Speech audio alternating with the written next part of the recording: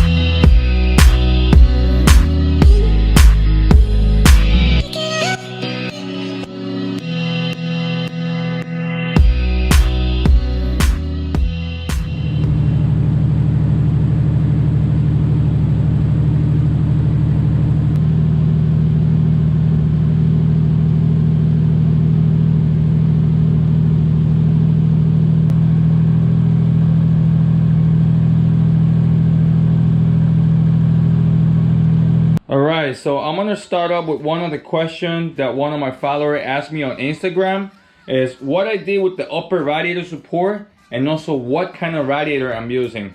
Well, the process, it is very simple. What I did over here is I cut the upper radiator support, right? And also I boxed it. Now the reason that I boxed it is just create more strength and more rigidity on the base. I cut it. I welded a plate on top of it with a nut on the bottom, so I could just, take the support in and out whenever I want it. So here's the upper radiator support for the 240SX S13. I'm pretty sure the S14 is similar, not identical, but very similar. Now this is gonna go like this. This is perfect, man. This is perfect. Boom. Alright, so I can just take this out whenever I want. And I use a 2 bolt that are here. These are thread on. That was the main purpose of welding a nut in the plate in there. So you could just reach, strength this. See? Boom. The radiator would tuck under. Alright, and I still have space. Look at that. I probably have like an inch in there. Maybe a little more, I don't know. Spins freely. It looks good. Now, if you don't tuck the radiator under, there's no way that you could fit a fans in there if you don't, drag the radiator forward. Now, the radiator that I'm using is a Griffin radiator. Now, Griffin have a lot of product, like with different sizes and different measurements. So what I'm gonna do is I'm gonna put the part number on the description so you guys can go check it out. Now, Griffin have different products. They have bigger radiator sizes, they got smaller. If you guys feel like getting the same one, you guys can go ahead and get the same one. This one fit perfect for me. Now the measurement for this radiator is 26 long, right? This is long for me. 26 long, 3-inch thick, and also I think this is 15-inch tall. 15.5 tall. So 26 by 3 by 15.5. This one actually fit perfect for me. Now you guys wonder how the hell I get so much clearance in here between the water pump pulley and the radiator, because usually this thing is touching each other. They're very close. Now I ran into a problem last year where I broke my lower radiator support. I don't know if you guys can see over here. This is, everything up here is custom made. I fabricated everything just to make the fit. I pushed it forward by, I think it's about 3 inches. The OEM radiator support broke, so I customized my own. I think that's the only way just to make this fit, because otherwise you won't have space, because the OEM radiator support on the bottom have like a little hump, and if you cut that, it will be too flimsy. That's why mine broke. So I don't know, you guys might be able to figure out from there, but you do have to modify the lower radiator support. Now hoses clearance, a lot of people run, you know, their KA radiator, you know, straight hose over here. I choose to do the Griffin side. This is actually have the inlet on the, this is the driver's side, and the outlet on the passenger side. So I use this flex hose. Now the flex hose looks a little sketchy, but this thing works really well under pressure. You know, it's good. We brought this car to the racetrack last week and we ripped it all day, and here we are again, you know. Now, let me just get a clear statement for you guys in here, okay? Now, the 1J and the 2J, the motor holds a lot of heat, you know, that retains a lot of heat. For that, you need a powerful fan, you know. I mean, I'm not an expert, I'm not an engineer or something like that, but trust me, I've been running this motor for the past 3-4 years, and I've been doing constant research and how to improve in every single little thing, you know. The last thing to do is the fan, you know. It's crazy, trust me, it's crazy. Heat is crazy. Alright, so pretty much here I took out the fan clutch and the blades. This fan clutch is actually for the SC300, the blade as well. Here's the part number. This will actually bolt up to the 2JZ water pump. Now, if you're running a stock 2JZ water pump pulley, you should be able to use the stock bolts. Now, since I have an aftermarket one, the material is a lot thicker.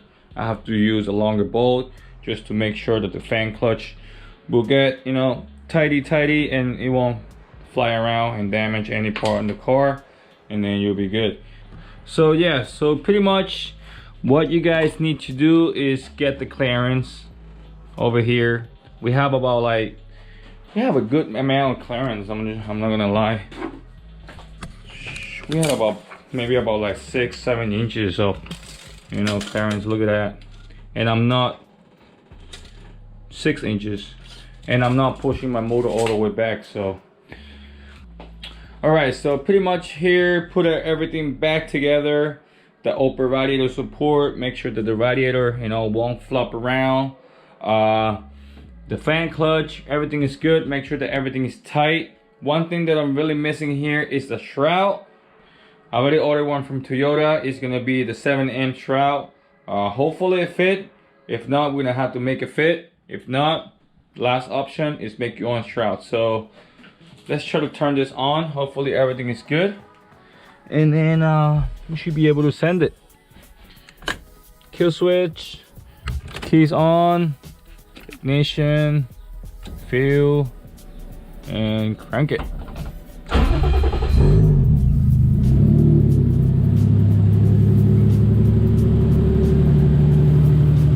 Damn, this thing is nice. Like I said, on idle, it feels like it's pulling 3000 CFM already, because those fans, the Flexline 180 that I have, it pulls like this. You know, it is a very familiar feeling here. We're just gonna let the car warm up, and then we see what's the temperature. There's a lot of air coming out of here, and this is not full throttle yet. Imagine if we go full throttle, crazy.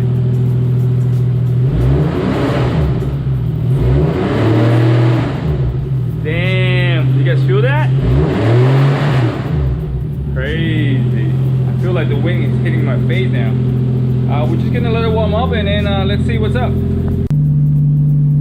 Alright, so pretty much we're trying to get the car to warm up. It's been literally like 13-15 minutes, and I don't think it's warming up though. It won't pass 159 on water temp, and oil will go up, but very slowly though. Now it's funny though, because when you step on throttle, the temperature will drop like really fast. Check this out. So 1000 RPM,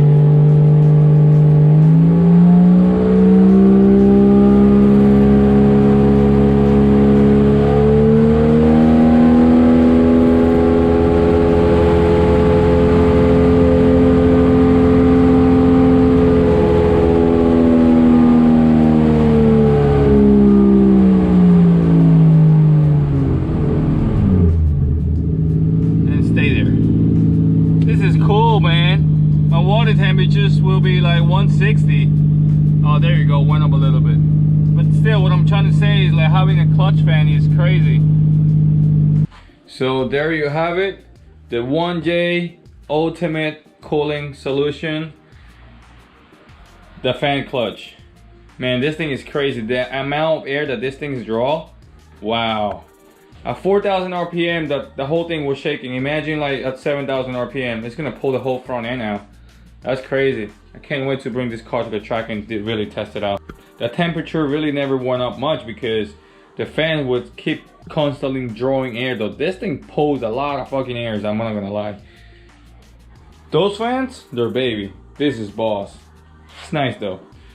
There we have it, guys. So hope that you guys enjoyed the video. Hope all the information is helpful for all you guys. So there you have it.